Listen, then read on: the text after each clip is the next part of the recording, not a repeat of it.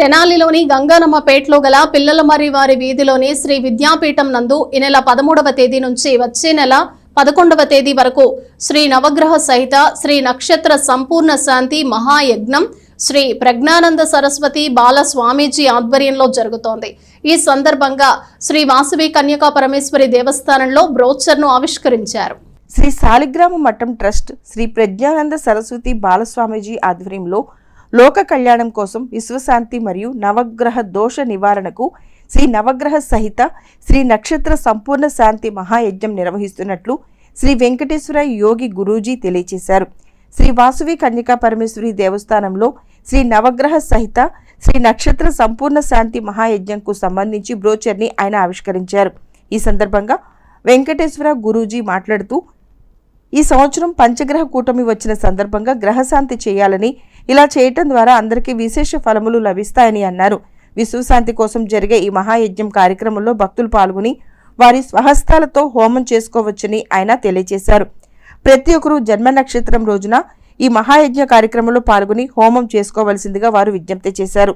ఈ brochure ఆవిష్కరణలో సాలిగ్రామ trust chairman Namburu Venkatakrishnamurthy, ముద్దాభక్తుని Ramanaiah, Uppala Nageswararao, Gudivada Sivaprasad, Penugonda Venkateswararao, Kavuri Subbarao, Gopu Ramakrishna, Rajeswara Rao, Shri విద్యాపీఠం సేవా సమితి సభ్యులు, జయలక్ష్మి మాతృమండలి సభ్యులు, సాలిగ్రామ మఠం సభ్యులు పాల్గొన్నారు. అనంతరం బురిపాలెం రోడ్డులోని శ్రీ మహాత్మా సేవాశాంతి ఆశ్రమం నందు పండ్లు పంపిణీ చేశారు. ఈ కార్యక్రమంలో వజ్రాల రామలింగాచారి సభ్యులు పాల్గొన్నారు. ఈ సంవత్సరము పంచగ్రహ కూటమి వచ్చినది. కొన్ని గ్రహాలకు శాంతి జరిపించుకోవటం వలన మనకి మంచి జరుగుతుంది అనే ఒక సంకల్పంతో ప్రతి ఒక్క మానవుడి యొక్క నిత్య జీవితంలో అనేకమైన బాధలు పడుతూ ఉంటారు.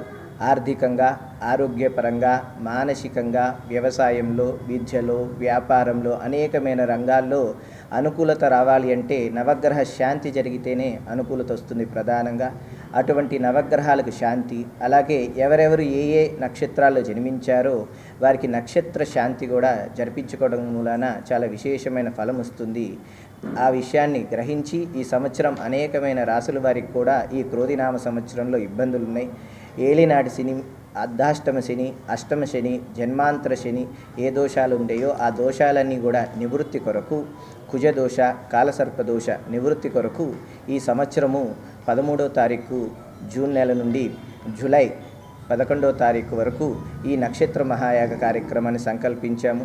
ప్రతి ఒక్క భక్తులు కూడా చక్కగా తమ స్వహస్తాలతో ఈ యజ్ఞ కార్యక్రమం చేసుకోవచ్చు. భక్తులు గణపతి పూజ, తర్వాత రుద్రాభిషేకము, అనంతరము శ్రీ గణపతి హోమము, అలాగే నవగ్రహ హోమము, ఏ ఏ గ్రహానికి సంబంధించిన మూలమంత్రం చెప్పటము, ఆ గ్రహానికి ప్రీతికరమైన ద్రవ్యము, అలాగే ఆ మూలికలను కూడా హోమంలో సమర్పణ చేయటం జరుగుతుంది. అలాగే ఈ నవగ్రహాలతో పాటు నక్షత్ర గ్రహం యొక్క జపము కూడా జరుగుతుంది. ఆ జప అనంతర హోమ కార్యక్రమం ఉంటుంది. అలాగే మృత్యుంజయ మంత్ర హోమము, అలాగే అంబిక యొక్క మూలమంత్ర హోమము, ఇలా విశేషమైన తిథులు, విశేషమైన నక్షత్రాలు వచ్చినప్పుడు విశేషంగా హోమాలు కూడా జరుగుతాయి. ప్రతి ఒక్క భక్త మహాశయులు చక్కగా ఈ కార్యక్రమానికి విచ్చేసి కార్యక్రమంలో పాల్గొని చక్కగా ప్రతి ఒక్కరు తమ స్వహస్తాలతో హోమం చేసుకొని, అలాగే ఈ కార్యక్రమానికి మఠాధిపతులు, పీఠాధిపతులు, సాధువులు, ఆధ్యాత్మిక గురువులు కూడా విచ్చేస్తారు. వారి అనుగ్రహ భాషణ కూడా ఉంటుంది. కర్మకాండ, జ్ఞానకాండ అని 2 కార్యక్రమాలు చేయటం జరుగుతుంది. కావున ప్రతి ఒక్కరు కూడా చక్కగా మన శ్రీ విద్యాపీఠంలో జరిగే ఈ కార్యక్రమానికి విచ్చేసి ఆ కార్యక్రమాన్ని తిలకించి ఆ కార్యక్రమంలో భాగస్వాములయ్యి. ఓం శ్రీ గాంధీ మహాత్మాయ నమః.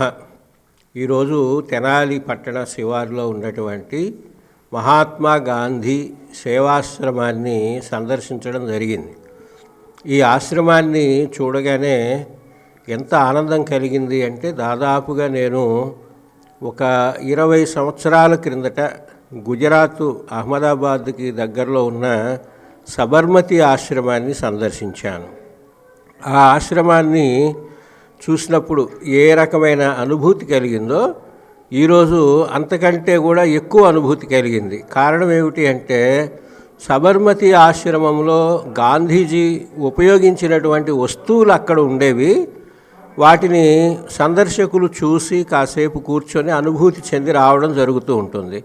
కానీ ఇక్కడికి వస్తే శ్రీ వజ్రాల రామలింగాచారి గారు, ఈ ఆశ్రమ వ్యవస్థాపకులు, ఈ ఆశ్రమాన్ని గాంధీ గారి ఆరాధనా స్థలంగా మాత్రమే కాకుండా గాంధీ గారి ఆశయాన్ని వారి జీవితంలో స్వీకరించి వయోవృద్ధులకు, నిరాశ్రయులకు ఇక్కడ వసతి సౌకర్యాలు కల్పించి చక్కటి భోజనం కూడా ఏర్పాటు చేస్తున్నారు.